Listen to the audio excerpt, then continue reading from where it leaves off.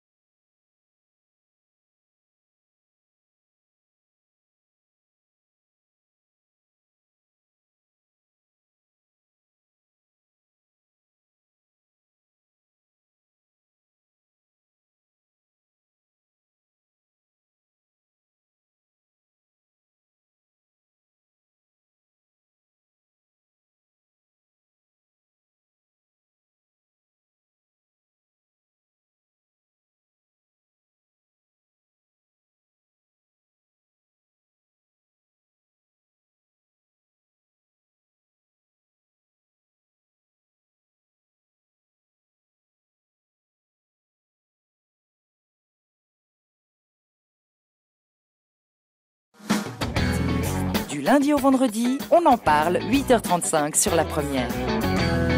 On était à la steppe de Vidi à l'instant, mais toutes les stations d'épuration des eaux ne sont pas aussi perfectionnées que celles de la ville de Lausanne. Et il arrive que certains déchets passent tout droit et arrivent dans le lac, des déchets qui finissent sur les rives du lac où vous vous trouvez justement, Frédéric Vollery. Oui, je suis à Baby Plage à Genève. Alors une plage qui est particulièrement vide aujourd'hui puisqu'il pleut, ça souffle. Donc ce ne sont pas les conditions idéales, mais il y a quelques semaines, lorsqu'il y avait les week-ends prolongés et qu'il faisait beau, eh bien ces plages étaient bondées pour la simple raison que pour l'instant la plupart des piscines sont toujours fermées. Donc ces endroits font le bonheur des citadins. Et puis le vent et les vagues ramènent les déchets. Là, la voirie vient de passer, les employés ont très bien fait leur travail, mais c'est difficile d'aller dans les moindres recoins. Par exemple, on s'est baladé avec mon invité sur les enrochements juste avant l'émission. Et dans chaque petite cavité, on trouve des déchets. Alors mon invité, justement, c'est Suzanne Madère qui est à mes côtés. Bonjour Suzanne Madère. Bonjour. Suzanne Madère, vous êtes secrétaire générale de l'Association pour la sauvegarde du Léman. On n'a pas eu un très beau temps ces derniers jours, mais malgré tout, on retrouve plein de déchets sur la plage et dans les rochers. Oui, c'est des déchets qui ont dû rester depuis les plus beaux jours, je dirais. Et puis les gens viennent quand même au bord du lac, quel que soit le temps qu'il fait. En se promenant, on a effectivement pu voir que se cachent dans les enrochements, des endroits qui sont peut-être plus difficiles pour la voirie, des gobelets, des bouteilles ou des petites choses qui sont tombées des poches. Ou alors on a vu aussi effectivement dans les arbustes des canettes et des choses de ce type qui ont été peut-être cachées par des gens plutôt que de les jeter dans la poubelle. Alors, votre association a créé une application pour recenser tous ces déchets. Cette appli fête ses 1 an. Comment est-ce qu'elle fonctionne ? Alors, c'est une application qui est téléchargeable sur Internet, netléman.app. Et puis ensuite, tout un chacun peut aller faire des nettoyages, soit au quotidien, simplement en se promenant, ramasser les objets qu'il trouve, les entrer dans l'application. L'application permet un degré de détail plus ou moins avancé selon comment on a envie en fait de participer à ce projet de science participative, parce qu'ensuite toutes ces données précieuses qui ont été collectées vont nous permettre d'établir des statistiques sur le flux, le type de déchets que l'on retrouve au bord du lac et dans l'environnement en général. Alors Suzanne Madère, justement avec cette application, quels sont les déchets qu'on retrouve qui sont le plus souvent recensés ? Alors bon, évidemment, j'aimerais dire, ce sont les mégots. Je crois qu'on voit tous en se promenant, où que ce soit, dans la rue, sur les plages, un grand nombre de mégots. En une année, les participants à ce projet de sciences participatives ont ramassé plus de 184 000 mégots. Ensuite, on a beaucoup de morceaux de plastique qui sont des morceaux de plastique non identifiés. On en a récolté 7000. Et puis ensuite viennent les bouteilles de PET, les canettes, les cotons-tiges dont on a parlé tout à l'heure, qui vraisemblablement viennent via les WC et les eaux usées.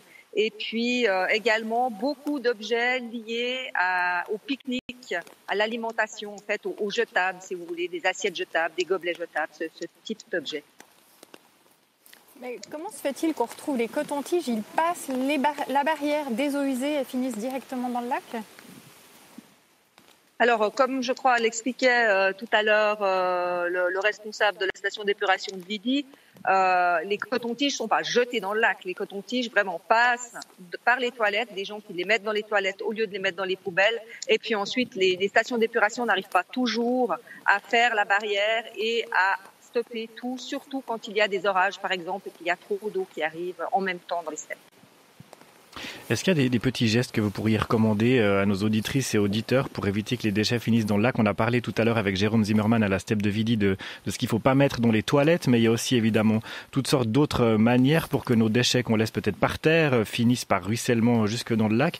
Qu'est-ce qu'il faut absolument faire pour éviter ces petites pollutions qui se retrouvent au bout du lac à Genève où vous êtes actuellement ? Idéalement, il ne faudrait pas avoir ces déchets, en fait, j'aimerais dire. Donc, privilégier tout ce qui est réutilisable. De plus en plus de personnes se promènent avec leur propre gourde. Il y a des alternatives maintenant dans tous les lieux où on peut acheter des repas à l'emporter qui proposent des contenants réutilisables consignés. En fait, il y a plein de nouvelles solutions qui sont en train de se mettre en place pour éviter justement que les gens qui viennent dans la nature, qui viennent au bord du lac profiter de la beauté du site, ne polluent en ayant des déchets et ne sachant pas vraiment toujours quoi en faire, les laissent peut-être avec eux. On peut aussi peut-être conseiller aux gens de venir avec leur propre sac poubelle et de repartir avec leurs déchets. Dans certains pays, il n'y a pas de poubelle. À l'extérieur, les gens repartent avec les déchets, c'est leurs déchets, ils en sont responsables quelque part et ils repartent avec eux. Votre association est également à l'origine d'une étude sur les microplastiques. On l'a vu avant en se baladant le long des enrochements juste au-dessus du lac. Si on regarde tout près attentivement, on voit bien qu'il y a plein de petits morceaux de plastique. Et cette étude que vous avez publiée révèle que 50 tonnes de plastique finissent dans le lac Léman chaque année. Ça paraît énorme, 50 tonnes. Oui, c'est un chiffre qui fait peur. Parmi ces 50 tonnes, il y a 10 tonnes, donc 10 000 kilos qui sont donc liés à ce qu'on appelle le littering, les déchets sauvages. Et ensuite, ces déchets, s'ils arrivent dans le lac, sont fragmentés en fait par le frottement, par les UV, etc. et finissent en petites particules qu'on n'arrive ensuite plus à nettoyer, comme on peut le faire avec des macro-déchets, où simplement, tout un chacun peut aider à sortir les déchets. Donc c'est pour ça que c'est d'autant plus important de récupérer les gros déchets avant qu'ils ne se fragmentent et qu'on n'arrive plus à les collecter. D'autant plus que plus ils sont petits, plus il y a de risques qu'ils rentrent dans la chaîne alimentaire et qu'ils contaminent la faune et la flore. Suzanne Madère, l'association pour la sauvegarde du Léman organise chaque printemps un grand coup de pouce sur les rives du Léman. Cette année, Covid oblige, vous avez dû le reporter, donc il n'est pas trop tard pour y participer. Non, effectivement, donc Net Léman, qui a lieu tous les 2 ans, devait se tenir le week-end de mi-mai, mais il aura lieu, on l'espère, si la situation nous le permet, cet automne. Alors la date n'est pas encore fixée définitivement, elle sera communiquée d'ici la fin du mois de juin. Et puis d'ailleurs, on n'a pas besoin d'attendre le coup de pouce officiel, on peut le faire en tout temps grâce à l'application que vous avez développée.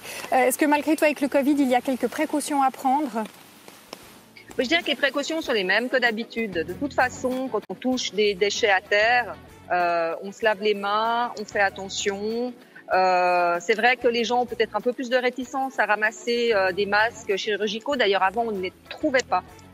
Et on a dû d'ailleurs rajouter cet élément sur notre application il y a quelques semaines. Donc des précautions, faites continuer à nettoyer et à ramasser des objets si vous en trouvez dans l'environnement. Merci Suzanne Madère. Je rappelle que vous êtes secrétaire générale de l'Association pour la sauvegarde du Léman. Bonne journée à vous. Et Yves-Alain, je ne vous cache pas qu'on préférait être à un autre endroit en ce moment qu'au bord du lac Léman. Voilà. Et on vous comprend, mais merci d'avoir fait ce geste car il était important. Merci beaucoup Frédéric Vollery.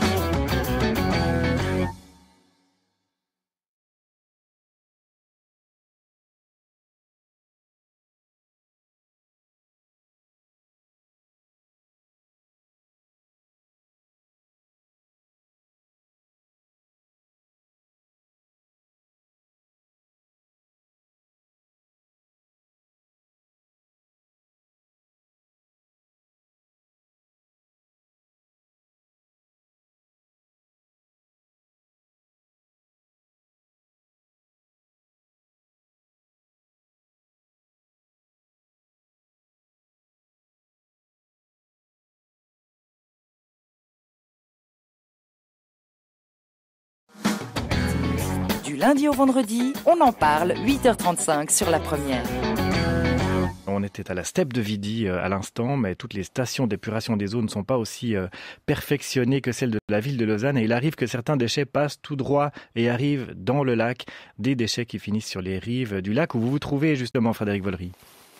Oui, je suis à Baby Plage à Genève. Alors, une plage qui est particulièrement vide aujourd'hui puisqu'il pleut, ça souffle. Donc, ce ne sont pas les conditions idéales. Mais il y a quelques semaines, lorsqu'il y avait les week-ends prolongés et qu'il faisait beau, eh bien, ces plages étaient bondées pour la simple raison que, pour l'instant, la plupart des piscines sont toujours fermées. Donc, ces endroits font le bonheur des citadins. Et puis le vent et les vagues ramènent les déchets. Là, la voirie vient de passer, les employés ont très bien fait leur travail, mais c'est difficile d'aller dans les moindres recoins. Par exemple, on s'est baladé avec mon invité sur les enrochements juste avant l'émission. Et dans chaque petite cavité, on trouve des déchets. Alors mon invité, justement, c'est Suzanne Madère qui est à mes côtés. Bonjour Suzanne Madère. Bonjour. Suzanne Madère, vous êtes secrétaire générale de l'Association pour la sauvegarde du Léman. On n'a pas eu un très beau temps ces derniers jours, mais malgré tout, on retrouve plein de déchets sur la plage et dans les rochers. Oui, c'est des déchets qui ont dû rester depuis les plus beaux jours, je dirais. Et puis les gens viennent quand même au bord du lac, quel que soit le temps qu'il fait.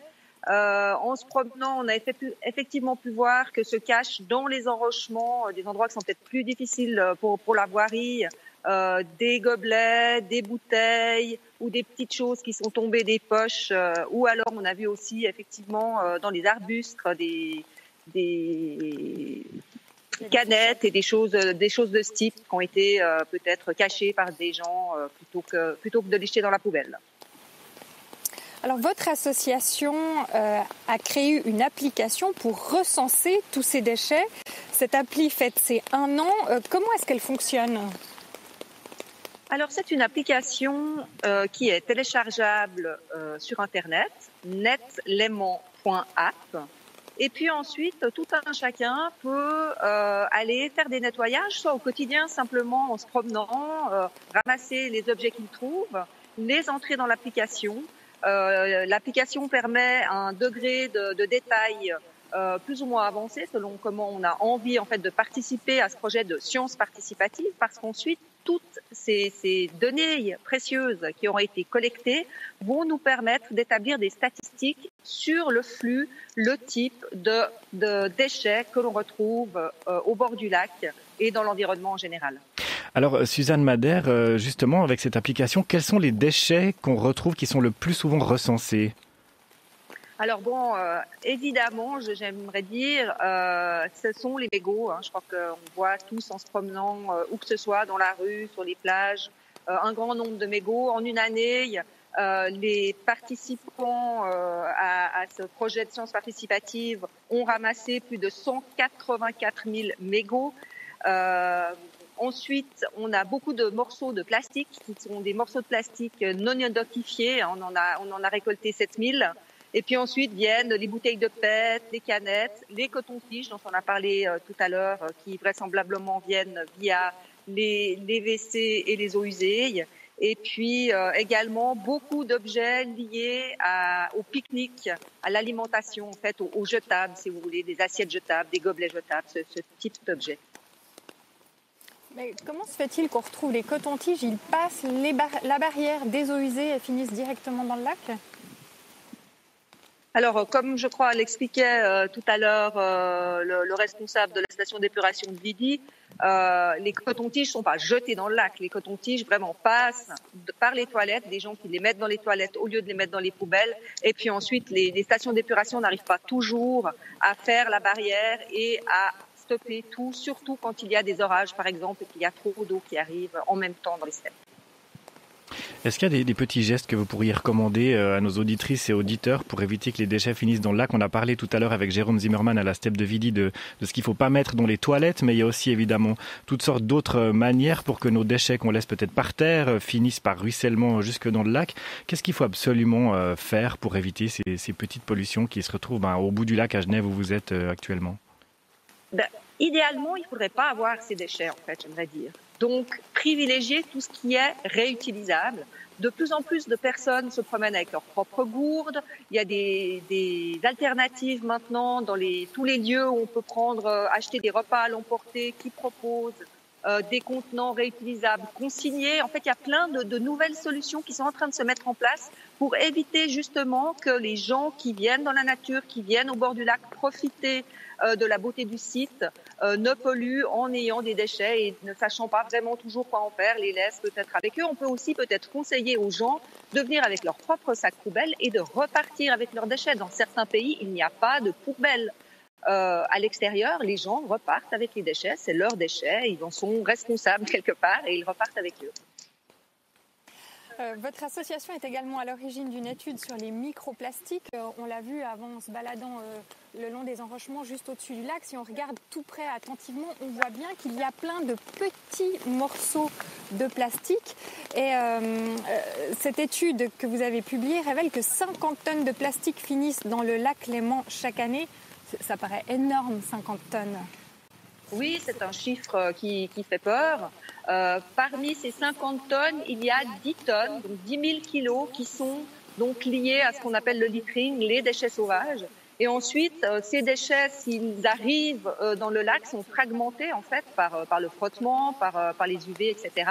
et finissent en petites particules qu'on n'arrive ensuite plus à nettoyer, comme on peut le faire avec des macro-déchets, où simplement, tout un chacun peut aider à sortir les déchets. Donc c'est pour ça que c'est d'autant plus important de récupérer les gros déchets avant qu'ils ne se fragmentent et qu'on n'arrive plus à les collecter. D'autant plus que plus ils sont petits, plus il y a de risques qu'ils rentrent dans la chaîne alimentaire et qu'ils contaminent la faune et la flore. Suzanne Madère, l'association pour la sauvegarde du Léman organise chaque printemps un grand coup de pouce sur les rives du Léman. Cette année, Covid oblige, vous avez dû le reporter, donc il n'est pas trop tard pour y participer. Non, effectivement, donc Net Léman, qui a lieu tous les 2 ans, devait se tenir le week-end de mi-mai, mais il aura lieu, on l'espère, si la situation nous le permet, cet automne. Alors la date n'est pas encore fixée définitivement, elle sera communiquée d'ici la fin du mois de juin. Et puis d'ailleurs, on n'a pas besoin d'attendre le coup de pouce officiel, on peut le faire en tout temps grâce à l'application que vous avez développée. Est-ce que malgré tout, avec le Covid, il y a quelques précautions à prendre ? Je dirais que les précautions sont les mêmes que d'habitude. De toute façon, quand on touche des déchets à terre, on se lave les mains, on fait attention. C'est vrai que les gens ont peut-être un peu plus de réticence à ramasser des masques chirurgicaux. D'ailleurs, avant, on ne les trouvait pas. Et on a dû d'ailleurs rajouter cet élément sur notre application il y a quelques semaines. Donc des précautions, non. Faites continuer à nettoyer et à ramasser des objets si vous en trouvez dans l'environnement. Merci Suzanne Madère. Je rappelle que vous êtes secrétaire générale de l'Association pour la sauvegarde du Léman. Bonne journée à vous. Et Yves Alain, je ne vous cache pas qu'on préférait être à un autre endroit en ce moment qu'au bord du lac Léman. Voilà. Et on vous comprend, mais merci d'avoir fait ce geste car il était important. Merci beaucoup Frédéric Vollery.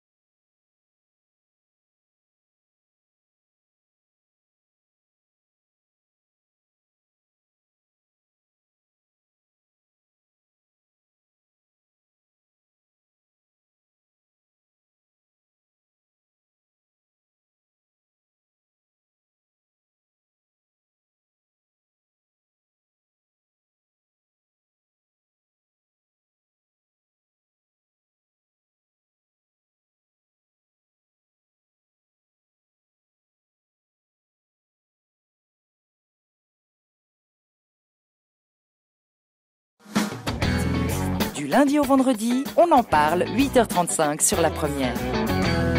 On était à la steppe de Vidi à l'instant, mais toutes les stations d'épuration des eaux ne sont pas aussi perfectionnées que celles de la ville de Lausanne. Et il arrive que certains déchets passent tout droit et arrivent dans le lac, des déchets qui finissent sur les rives du lac où vous vous trouvez justement, Frédéric Vollery. Oui, je suis à Baby Plage à Genève. Alors, une plage qui est particulièrement vide aujourd'hui puisqu'il pleut, ça souffle. Donc, ce ne sont pas les conditions idéales. Mais il y a quelques semaines, lorsqu'il y avait les week-ends prolongés et qu'il faisait beau, eh bien, ces plages étaient bondées pour la simple raison que, pour l'instant, la plupart des piscines sont toujours fermées. Donc, ces endroits font le bonheur des citadins. Et puis le vent et les vagues ramènent les déchets. Là, la voirie vient de passer, les employés ont très bien fait leur travail, mais c'est difficile d'aller dans les moindres recoins. Par exemple, on s'est baladé avec mon invité sur les enrochements juste avant l'émission. Et dans chaque petite cavité, on trouve des déchets. Alors mon invité, justement, c'est Suzanne Madère qui est à mes côtés. Bonjour Suzanne Madère. Bonjour. Suzanne Madère, vous êtes secrétaire générale de l'Association pour la sauvegarde du Léman. On n'a pas eu un très beau temps ces derniers jours, mais malgré tout, on retrouve plein de déchets sur la plage et dans les rochers. Oui, c'est des déchets qui ont dû rester depuis les plus beaux jours, je dirais. Et puis les gens viennent quand même au bord du lac, quel que soit le temps qu'il fait. En se promenant, on a effectivement pu voir que se cachent dans les enrochements, des endroits qui sont peut-être plus difficiles pour la voirie, des gobelets, des bouteilles ou des petites choses qui sont tombées des poches. Ou alors on a vu aussi effectivement dans les arbustes des canettes et des choses de ce type qui ont été peut-être cachées par des gens plutôt que de les jeter dans la poubelle. Alors, votre association a créé une application pour recenser tous ces déchets. Cette appli fête ses 1 an. Comment est-ce qu'elle fonctionne ? Alors, c'est une application qui est téléchargeable sur Internet, netléman.app. Et puis ensuite, tout un chacun peut aller faire des nettoyages, soit au quotidien, simplement en se promenant, ramasser les objets qu'il trouve, les entrer dans l'application. L'application permet un degré de détail plus ou moins avancé selon comment on a envie en fait de participer à ce projet de science participative, parce qu'ensuite toutes ces données précieuses qui auront été collectées vont nous permettre d'établir des statistiques sur le flux, le type de déchets que l'on retrouve au bord du lac et dans l'environnement en général. Alors, Suzanne Madère, justement, avec cette application, quels sont les déchets qu'on retrouve qui sont le plus souvent recensés ? Alors bon, évidemment, j'aimerais dire, ce sont les mégots. Je crois qu'on voit tous en se promenant, où que ce soit, dans la rue, sur les plages, un grand nombre de mégots. En une année, les participants à ce projet de sciences participatives ont ramassé plus de 184 000 mégots. Ensuite, on a beaucoup de morceaux de plastique qui sont des morceaux de plastique non identifiés. On en a récolté 7 000.